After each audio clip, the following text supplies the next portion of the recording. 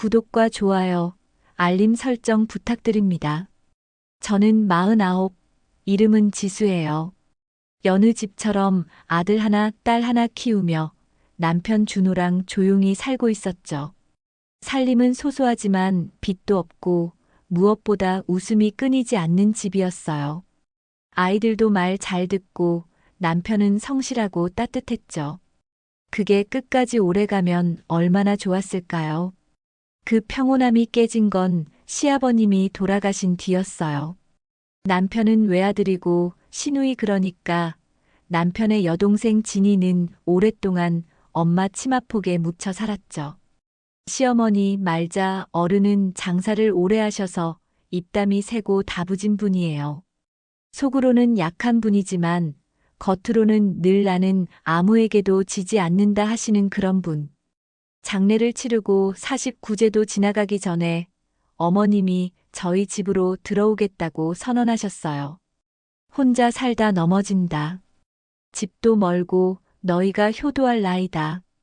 그 말에 남편은 아무 말도 못하고 저만 어색하게 웃으며 방을 하나 비웠죠.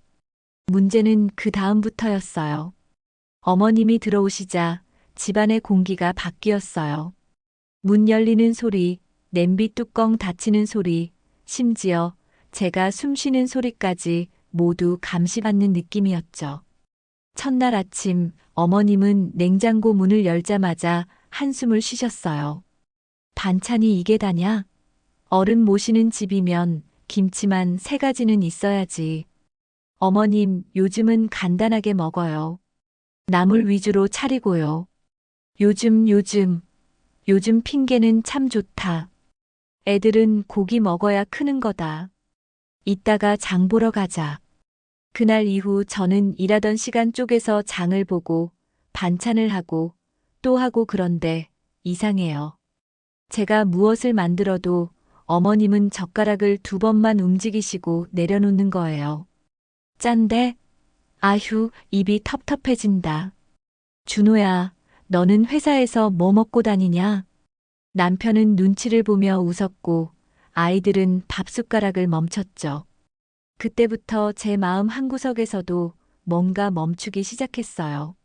시누이 진이는 자주 집에 들렀어요. 올 때마다 손에는 아무것도 없는데 입에는 말이 가득했죠. 언니, 엄마한테 너무 맡기지 마.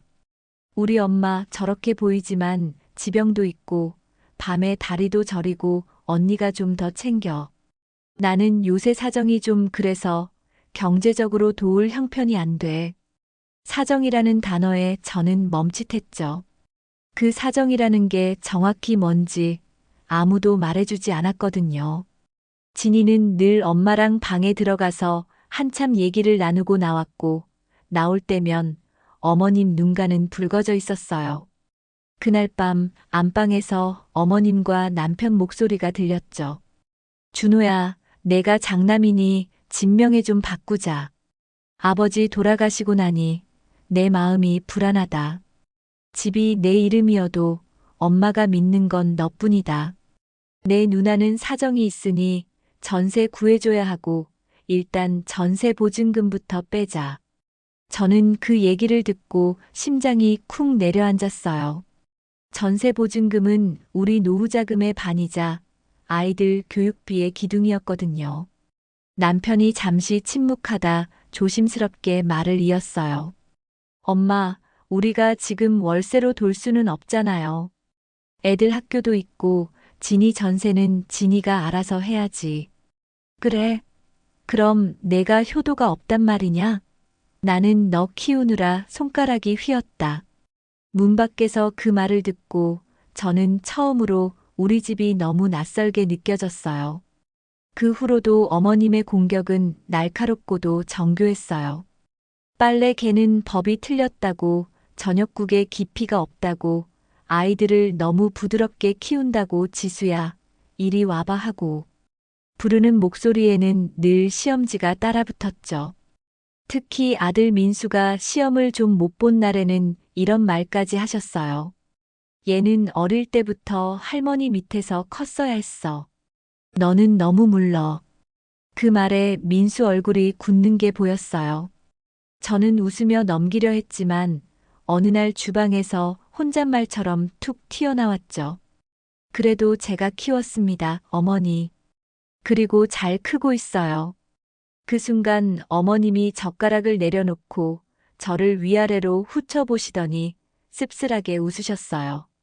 너 말대꾸하네. 요즘 며느리들 참 무섭다더니.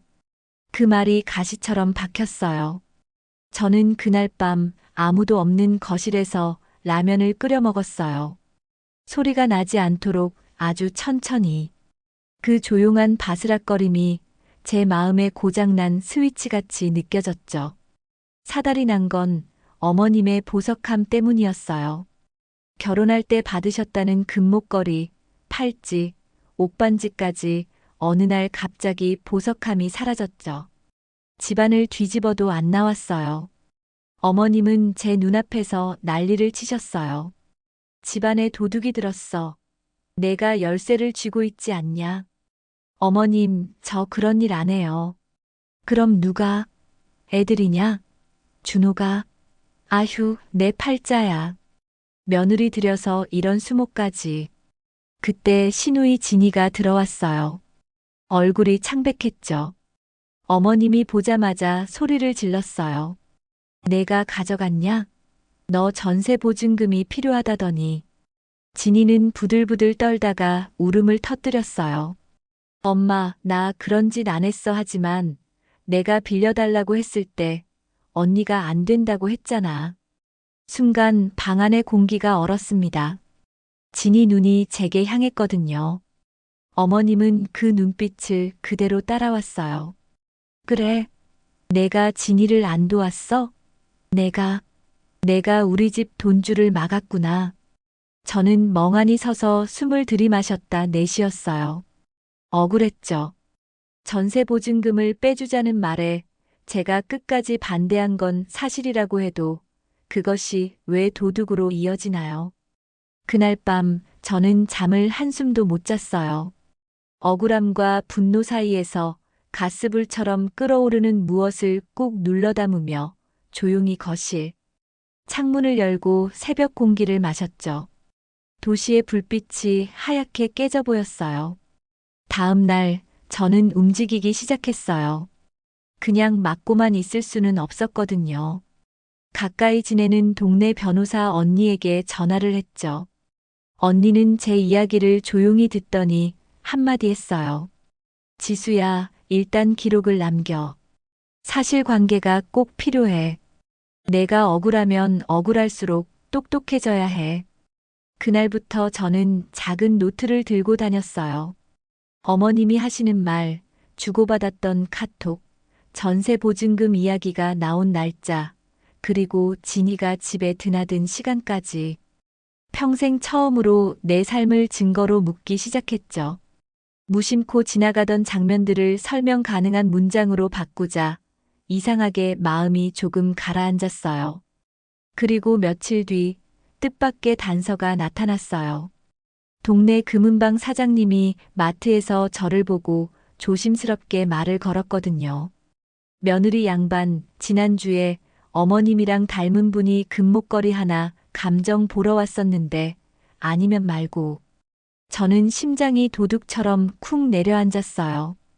혹시 시누이였을까요? 하고 물었죠. 사장님은 고개를 저었어요. 젊은 여자는 아니었어요.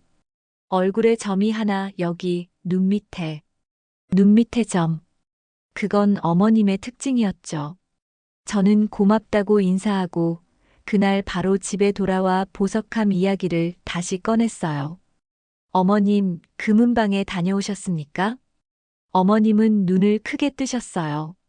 무슨 소리냐? 내가 왜 거길 가? 눈 밑에 점 있는 분이 어머님 닮았다고. 아니라고 했다. 그 순간 저는 확신했어요. 진실은 언젠가 바늘구멍으로도 빛을 밀어넣는다는 걸요. 하지만 저는 더 이상 소리를 지르고 욕하고 싶지 않았어요. 대신 준비하자 제대로. 그 즈음 남편 준호가 중간에서 피곤해 보였어요. 회사 일도 바쁜데 집에 오면 어머님과 저 사이를 왔다 갔다 했거든요. 저는 어느 날 밤 남편과 늦게까지 대화했어요. 손에 쥔 노트를 펼쳐 보이며 차분히 말했죠. 나 기록했어. 우리가 언제 무슨 얘기를 했는지. 전세 보증금은 우리 삶의 기둥이고 어머님이 보석함 없어진 것도 가만 보니 이상한 점이 많아. 남편은 노트를 조용히 넘기다가 마지막 장에서 멈췄어요. 금은방 이야기, 그리고 어머님의 말 바꾸기들. 그가 한숨을 쉬었죠. 지수야, 나도 엄마를 믿고 싶어. 근데 내가 이렇게까지 했다는 걸 보니 뭔가 컸구나. 큰 문제야. 우리가 못 보고 넘어가면 더 커질 문제.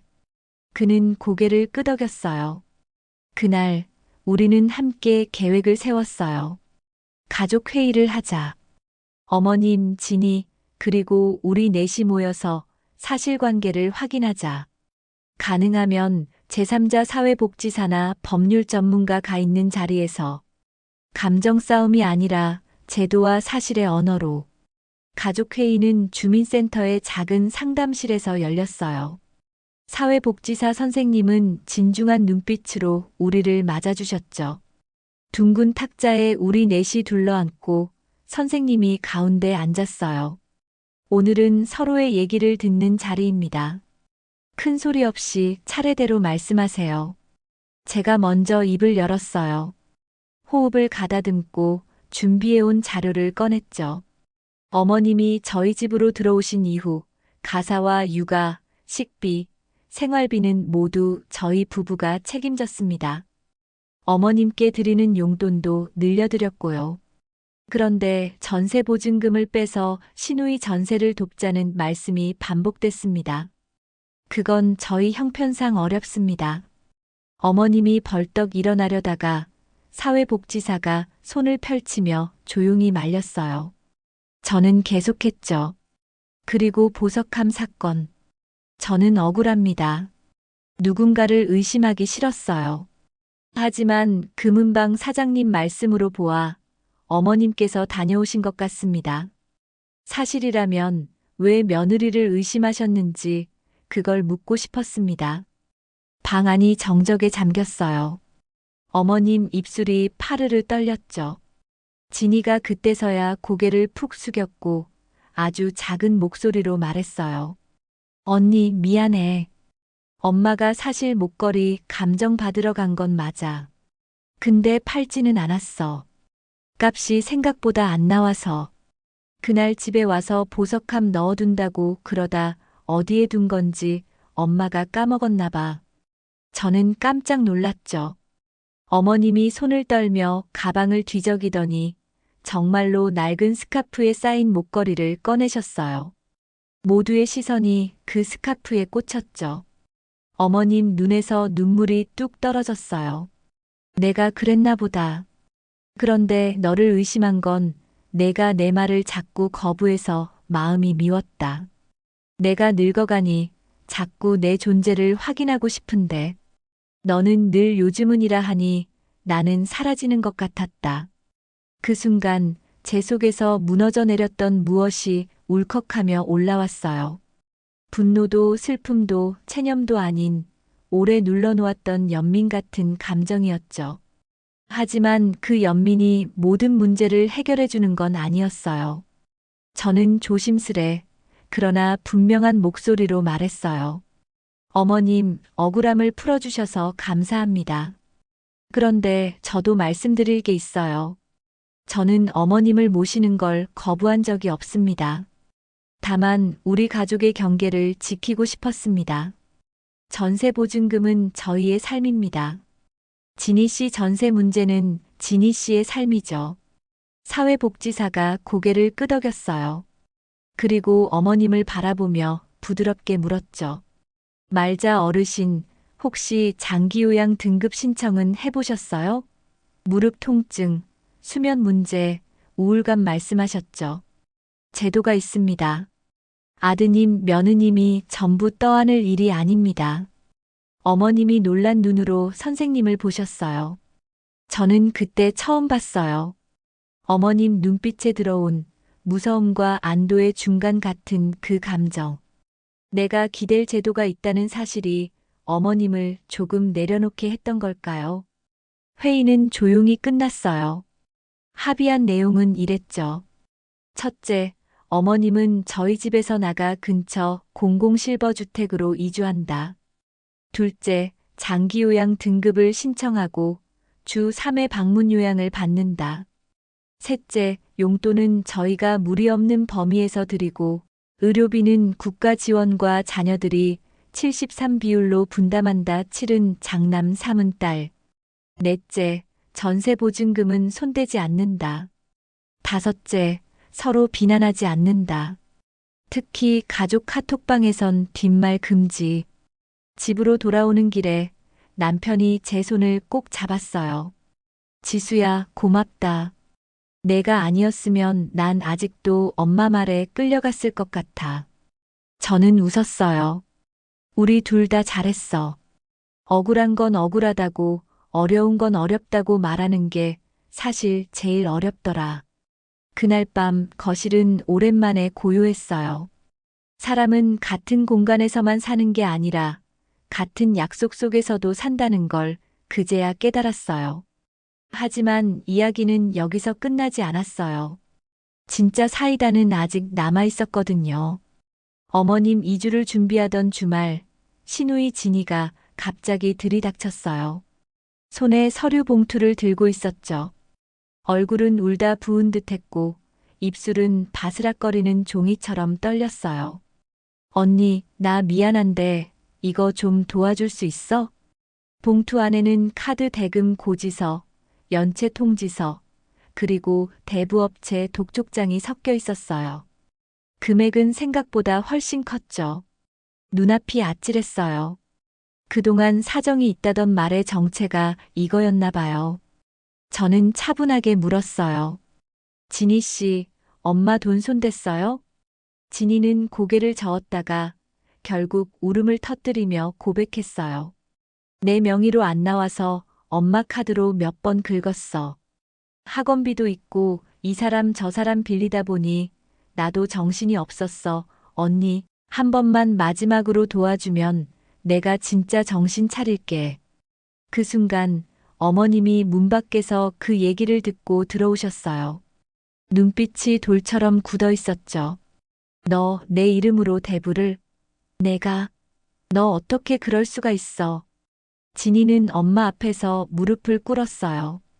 방 안엔 막힌 하수관 같은 고요가 흘렀죠. 저는 그 고요 속에서 결심이 분명해지는 걸 느꼈어요. 오늘 여기서 우리 가족은 나쁜 습관을 끝내야 한다고요. 저는 조용히 입을 열었어요. 이번엔 우리가 도와줄게. 대신 조건이 있어. 모두가 저를 봤어요. 첫째, 지금 당장 신용회복위원회 상담을 받자. 둘째, 엄마 카드와 통장은 오늘부로 별도로 관리한다. 셋째, 진희 씨는 변제 계획표를 쓰고 그 계획을 어기면 가족 누구도 더 이상 지원하지 않는다. 넷째, 그동안 엄마 이름으로 돌린 모든 금융거래는 정리한다. 마지막으로 엄마 보석함 사건처럼 서로 의심하고 모는 말은 다신 하지 않는다.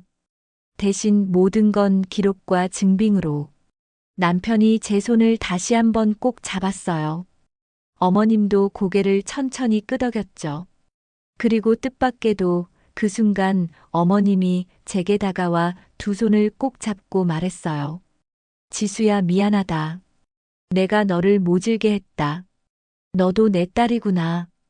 그 말에 저는 가슴이 탁 풀리는 느낌이었어요. 그동안 쌓였던 응어리가 눈 녹듯 사라지는 건 아니지만 적어도 굳어있던 얼음에 금이 가는 소리는 확실히 들렸거든요. 한 달 뒤 어머님은 근처 실버주택으로 이사하셨어요. 집은 작았지만 깔끔했고 공용 라운지에서 친구를 사귀시더니 어느 날은 수채화 수업도 듣고 오셨어요. 방문 요양 선생님이 오시는 날이면 반찬 몇 가지를 나눠주시기도 했고요.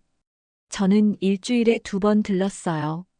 날씨 얘기, 아이들 얘기, 요즘 유행하는 드라마 얘기까지. 웃으며 얘기하다 보면 예전에 그 팽팽한 줄다리기가 조금씩 풀렸죠. 진이는 신용회복위원회와 상담을 거쳐 변제 계획을 세웠어요. 첫 달에는 겨우겨우 맞춰냈고, 둘째 달에는 아르바이트까지 하며 납부했죠.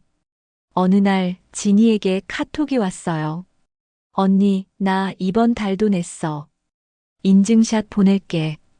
고마워. 나 진짜 다시 태어날게. 저는 짧게 답했어요. 고생했다. 계속하자. 그리고 그날 밤 가족 카톡방에 어머님이 메시지를 남겼어요. 그 메시지는 우리 가족 역사상 가장 사이다였죠. 지수, 그동안 내게 한 말들 미안하다. 너는 나를 미워한 적 없고 나를 지적한 거였다. 늙어가는 건 창피한 게 아니고 배워야 하는 일이라 하더라. 나도 배운다. 카톡방에는 하트가 폭죽처럼 터졌어요. 남편은 엄마 최고. 라고, 민수는 할머니 사랑해요. 라고 보냈고, 딸 서연이는 할머니를 그린 그림을 올렸어요. 눈 밑에 작은 점이 선명하게 찍힌 그림이었죠. 저는 그 메시지를 몇 번이고 읽었어요. 누군가 미안하다고 말할 때 세상이 얼마나 밝아지는지 그날 분명히 배웠어요. 그런데 인생은 이상하게도 한 번 풀린 실타래는 더 술술 풀려요. 어머님이 공공실버주택에서 생활하시며 상담사와 이야기를 나누다 본인의 소소한 재산에 대해 이야기하셨나 봐요. 2달 뒤 어머님이 저희를 불렀어요. 작은 식탁 위에 차와 과일이 놓여 있었죠. 내가 생각을 해봤다. 너희가 나를 위해 해준 것들, 그리고 내가 그동안 마음으로 빚진 것들. 그래서 이건 내 결심이다. 어머님은 봉투를 꺼내셨고 그 안에서 2장의 서류가 나왔어요. 하나는 사전연명의료의향서 상담 기록, 다른 하나는 소액의 예금을 요양과 장례, 비용으로 지정하는 신탁 약정서였어요. 그리고 그 옆에는 자필로 쓴 편지가 있었죠. 지수에게. 나는 내가 요즘이라 말할 때 내 과거가 거절당하는 줄 알았다. 그런데 요즘은 나를 배제하는 말이 아니더구나. 우리 모두를 살게 하는 길이더라. 내 남은 돈은 내 삶을 위해 쓰겠다. 너희에게 무게가 되지 않게. 그리고 남는 게 있으면 손주 교육비로 조금씩 나눠라. 효도는 내 허리를 꺾는 일이 아니더라. 나도 배웠다. 어머님은 그렇게 말하고 제 손을 맞잡았어요. 저는 울컥해서 한참 말을 못했죠. 준호는 옆에서 조용히 눈물을 훔쳤고 진이는 엄마 어깨에 머리를 기대었어요. 그날 우리는 어색하지만 따뜻한 가족 사진을 찍었어요. 배경은 소박한 실버주택 거실, 창밖으로는 가을빛이 기울어가고 있었죠. 그리고 마지막 사이다는 뜻밖의 곳에서 왔어요. 한때 어머님 편에 서서 저를 몰아붙이던 먼 친척이 있었어요. 장례식 때부터 틈만 나면 며느리는 조심해야 한다는 둥, 장남집은 엄마께서 좌지우지하셔야 한다는 둥 말이 많던 분이죠. 그분이 설 명절에 집으로 찾아와서는 다짜고짜 어머님께 전화를 바꿔달라고 했는데 어머님이 꾹 자르셨어요. 나는 이제 내 사는 걸 내가 결정한다. 지수 말이 옳았다. 너 같은 사람들 말 듣다가 내 며느리 잃을 뻔했다. 내 며느리는 내 자식이다. 전화기 너머의 어정쩡한 침묵이 이 집안의 오랜 유령이 퇴장하는 소리 같았어요. 그날 밤 저는 혼자 커피를 내려 마시며 생각했어요. 사이다는 남을 박살내는 소리 대신 오래된 껍질이 부서지는 소리일지도 모른다고요. 시간이 훌쩍 지나 봄이 왔어요. 어머님은 라운지에서 소규모 전시회를 열었어요. 수채화로 그린 풍경들 사이에 낡은 스카프와 작은 보석함을 그린 그림이 하나 있었죠. 제목은 놓아주기였어요. 그 앞에서 어머님이 제게 속삭였어요. 이제 알겠다. 내 보석은 그 상자에 있던 게 아니었어.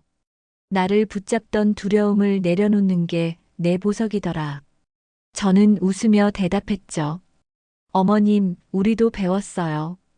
효도는 무릎 꿇는 자세가 아니라 잘 사는 방법을 같이 찾는 일이라는 거요. 그날 집에 돌아오는 길에 남편이 조심스레 물었어요. 지수야, 너 그때 많이 힘들었지? 엄마가 너 의심했을 때. 응, 많이 힘들었지. 근데 돌이켜보면 그때 내가 기록이라는 걸 배우지 않았으면 지금 우린 서로를 더 미워했을 거야. 기록은 싸우기 위해서가 아니라 사랑이 어디까지 닿았는지 확인하는 도구더라. 남편은 한동안 말이 없더니 마지막에 이렇게 말했어요. 우리 오래 걷자. 다투더라도 기록하고 말하고 다시 걷자.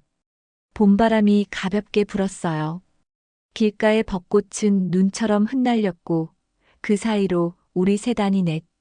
어머님까지 애 그림자가 길게 늘어졌죠. 긴 그림자는 서늘했지만 그 선 끝에서 햇살이 반짝였어요. 나는 그 반짝임을 믿기로 했어요. 우리에게 가장 큰 사이다는 서로를 포기하지 않는 일이니까요. 그리고 여러분, 혹시 아직 끝나지 않은 고부 갈등 속에서 버티고 계신가요? 혹은 며느리에게 미안함을 말하지 못한 시어머니신가요? 우리가 오늘 배운 건 이겁니다. 요즘은 누군가의 과거를 지우는 말이 아니라 모두의 내일을 챙기는 말이라는 것. 기록하듯 말하고 말하듯 사랑하고 사랑하듯 경계를 세우면 싸움은 전쟁이 아니라 협상이 될 수 있어요. 천천히, 그러나 확실하게요. 여러분은 이런 상황이라면 어떻게 하셨을까요?